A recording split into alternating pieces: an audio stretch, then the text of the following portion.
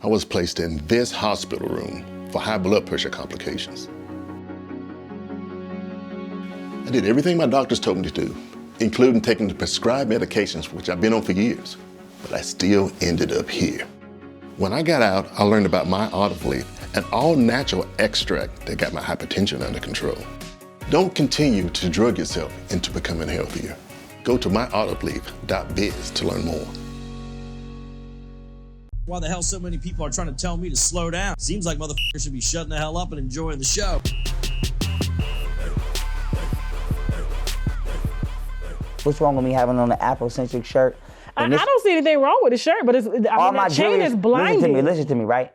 Okay. As a black woman, you asking me about the cost of my artifacts. Right. That you would say are jewelry. These are artifacts. Oh. Yeah, when I pass away, these is going in the museum somewhere. Artifacts, not to be touched. Now, you more worried about the value of these artifacts other than the symbolism. Let me ask you, what does this mean? I don't know what that means. It looks like the LGBTQ. Exactly. You ain't even ask. What does it mean? Walk us through it. No, seriously. This is called the flower of life. Okay. Same thing I got tatted on my hand. Okay. 1.618. Now, I believe in divinity. My indictment number was 01618. That's the Fibonacci sequence. That is the level of, anything in the universe. If I take that paper cup and I rip it up, even if it's in different sizes, it's always going to have a mathematical ratio of 1.618. Yeah. This right here is the story of the universe. When you having a child, right, and the embryo in your womb is developing into a fetus, it develops at a mathematical ratio of 1.618. Okay. So this right here is literally the story of creation. Hold it up to the camera so they can see it. It's the story of creation within the universe in alignment with the chakra system. Okay. So you said the LGBTQ, I'm assuming, because it looks like rainbow colors. Yeah, it looks like rainbow colors. Now the LGBTQ, which is a little satanic sect operated by George Soros, actually reversed the chakras. The rainbow is the visible light spectrum, which is in the center of the electromagnetic spectrum of the sun. Okay. And so you have red to purple. After purple, you get 780 terahertz level of vibration and light, and then it begins to solidify and become melanin. And then the sunlight hits the nitrogen in the atmosphere, specifically nitrogen-14. Nitrogen-14 converts into carbon-12, and this is why carbon is 99% throughout the universe. So I said to say this, the visible light spectrum is the chakras, it's the rainbow. And then when you reverse the chakras, you get the upside down rainbow. So in your mind, you connected this with the LGBTQ because that is a form of brain control. They take the universal science and they pervert it, and then when you see it... Could it not just be that we want to include everybody from every way? It does not matter if you want to include everybody. You have to ask somebody. Listen here, we bring some Bloods and some Crips in here. We can include them, right? Yeah. And I'm not saying I'm a gangbanger. We do. But you still got to ask them why they throwing up pitchforks. Snoop Dogg is throwing up signs on national TV. Who throws up a pitchfork? Why you throwing up a pitchfork? All I'm saying is people need to start explaining their behavior around here. Okay. Explain why you got that on. Explain, just like you asking me what direction. Yeah. Why can't I ask people, what is that symbol about? What is that bracelet? What does that represent? Oh, this just flyness right here. Oh, it's just flyness? Yeah. Okay. This is flyness right here. All right, what about the other rings right there? Hold them up so they can see them. Okay, this is that camera right there? Yeah, yeah. This is the Eye of Horus right here. Also got this tatted on my face. Okay. And Derek Grace's wife stole my tattoo, so now I'm going to keep shooting my shot at his wife on purpose. Well, I saw Brother Polite with that tattoo. No, you didn't. You seen him with paint on his face. You didn't see him with a tattoo.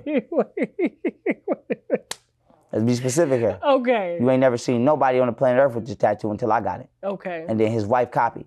Okay. But she didn't copy and say, you know what, I was inspired by young Pharaoh. She copied and then act like she did it first. And she's a black woman. But I ain't gonna say nothing to her because if I do, I'm gonna be bullying. So now I'm gonna say something to her nigga. And now I wanna fight her nigga. Do you not believe in like you setting trends? No, I believe in giving people their credit.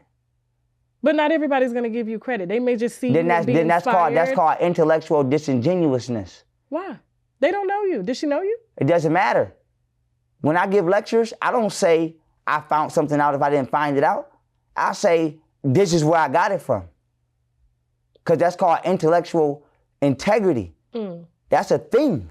Okay. Like, you can get kicked out of the scientific community for that. You can't steal somebody Well, I else's mean, that's work. citing someone's work. That's plagiarism or whatever you call it. Still This means something to me What does it spiritually. mean? This right here is symbolic to oneness within the mind. So this right here looks like an eye, but it's actually glands and capacities within the brain. So the eyebrow is symbolic to thought, right? This right here is symbolic to smell. This right here is the tongue, is symbolic to taste. This right here is symbolic to physical touch. Taste, touch, sight, sound, smell. And then your eye is your pineal gland. It's called your third eye because it actually has an iris in the same tissues as your eye. You actually have an eye in your head.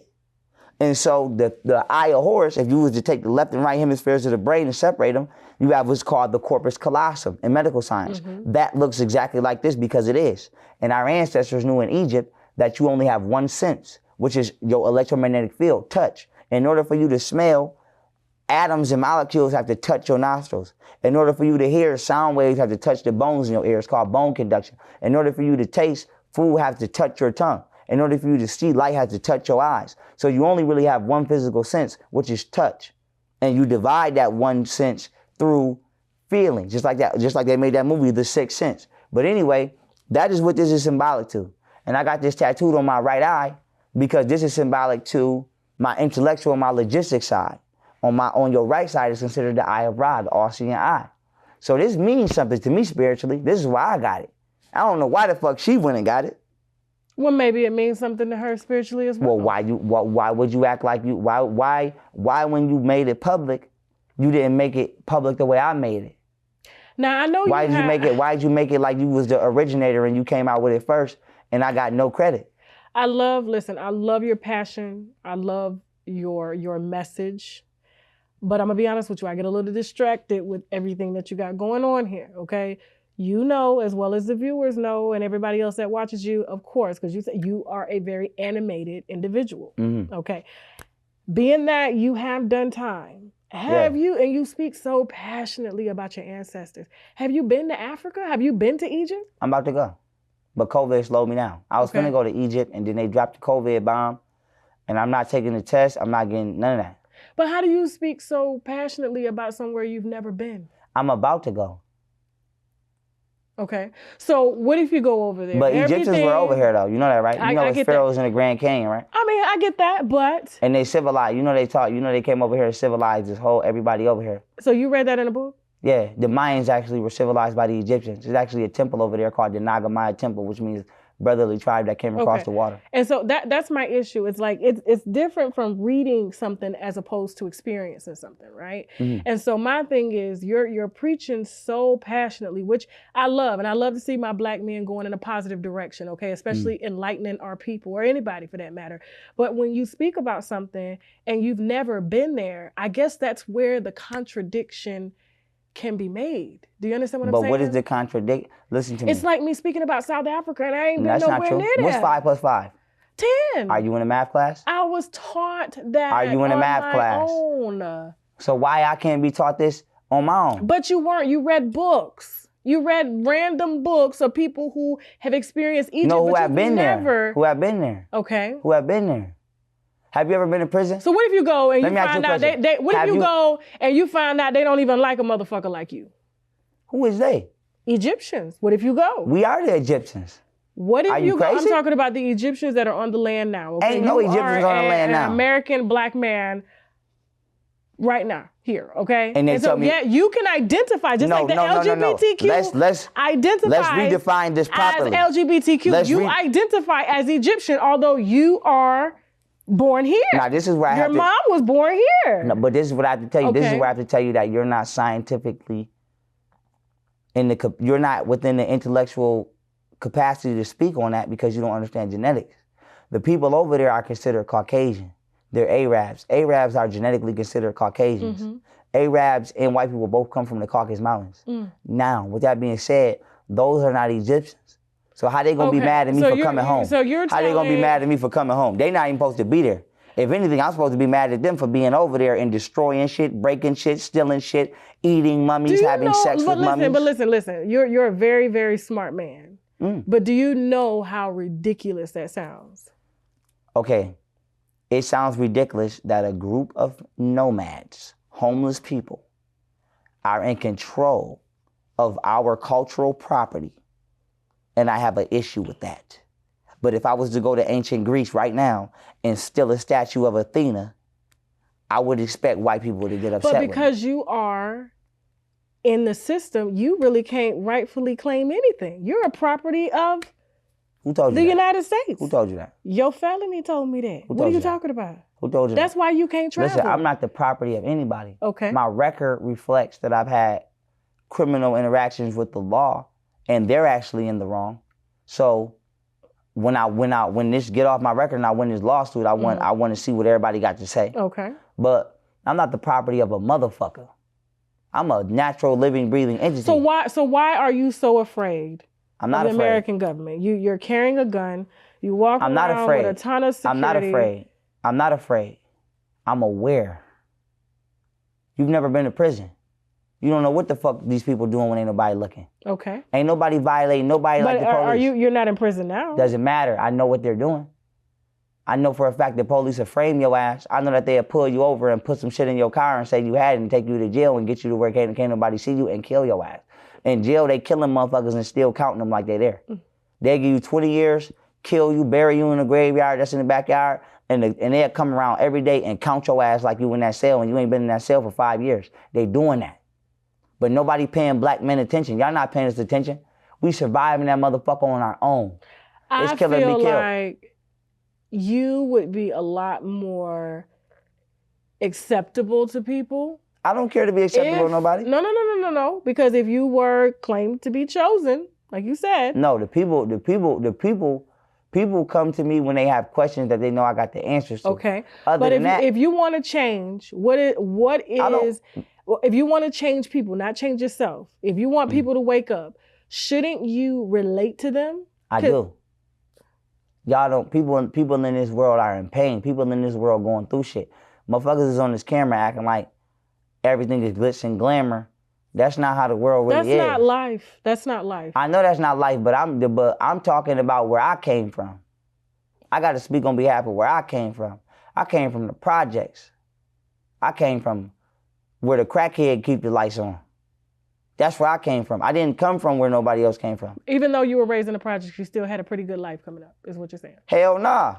But you said in the beginning. I had a good life until my family fucked my grandma specifically and all my grimy ass aunts fucked my household up and ran my stepdad out. Well, tell us about the good times coming up. Because I know you don't have all Football, video games. Okay. That's it? Girls. That's it? That's it. No memories with your family? No. Besides shit everybody do. Like play outside, my family used to drop us off at my grandma's house and bounce. And it'd be 20 of us at my grandma's watching ourselves. I grew up around people that's black women, that's drunks, and all hell could break loose. I grew up around very immature and irresponsible adults. We was smarter than the goddamn adults, raising our damn selves. Okay. I grew up in a household where the oldest watch the youngest, and then the youngest become the oldest, and they watch the next youngest, and the parents is out doing whatever. That's the truth. Ain't no fucking lie. The parents want to party and club, and we watching our fucking selves, fending for ourselves. That's the truth. That ain't no lie. That is not a lie. That's where I'm from. That's where you're from, but that's not in all cases though. So yeah, but it's in a lot. Very, very, even middle class, wealthy, even not so wealthy black families who are really doing what they got to do. A lot of parents are working. Black parents are working, and so they're not able to really be there for their kids because it's either I put food on the table. Or mothers are keeping kids from their dads to be spiteful. Dads don't give a fuck. A lot of parents is having kids, and then they feeling like the kids is messing up their shine. But you're generalizing a lot of this stuff, and these are I grew up in the ghetto. That's what it is. I mean, I grew up in the ghetto too, and we had some fathers there and some weren't, and some mothers there and some weren't. It wasn't all the way across the spectrum like that. Not everybody fits that narrative. I don't know that. Yeah. But that's what I said. I'm speaking on where I'm from. Okay. And so everybody that you were around were pretty much savage. Yeah. Hell yeah. So you do realize it's about survival. It is about survival. Okay. It's always been about survival. And a lot of these people you have woken up are probably in the projects right now listening to you Right. and want that knowledge, but because of the... They can go right to OttonUniversity.com where there's over 1,000 videos of content. Okay. I got a shout out by the CIA. Who the fuck you know did that? Robert Steele, to be exact, ex-CIA agent, gave me a shout out. And I used him in a lecture before I ever even knew that he knew that I knew who he was. So can't nobody call me crazy. Want me to play the clip? I don't need you to play. I'm sure it's online. So. Yeah, it's on my YouTube and it's on my Instagram. So I know what the fuck I'm talking about. Ain't nobody in this world gonna tell me, until you show me a black person out here that got a shout out from the CIA, I'm bopping on these fools. So if you seem to have not all the answers, but some of the answers, and you know how to wake the community up, why do you feel people aren't accepting you? Why They don't care. Let me tell you something. I realized people didn't care one time. I tried to help this dude with his case. He had a robbery. I'm like, bro, you could beat this case. Just take this case law. This man looked me dead in my eyes and said, man, I don't feel like reading that shit. I'm about to just cop out there 5 years. And I was like, what? But you'd be surprised how people's own laziness is the cause of their demise. I've been betrayed by this community. You know how many people tell me, you talk like a white boy, you act like a nerd. I don't think you talk like a white boy. But I've been told that. Especially with them goals in your mouth. Yeah, but I've been told that. Okay. Oh, you talk like a white boy, you act like a nerd. My children's mother, both my children's mothers became very destructive and very combative to me because they felt like I was pussy, because I wasn't right. Like right now, I feel some type of way. So a little bit of, not saying I'm reckless, but a little bit of my chest is puffed out. But before I was chilling. I was just reading books, meditating, working out, and minding my business. And they thought I was pussy. So we just have to be honest. The black community does not value intellect. I got bullied by this community. It's on camera. I got bullied by this community for 5 years, by the adults and the people my age.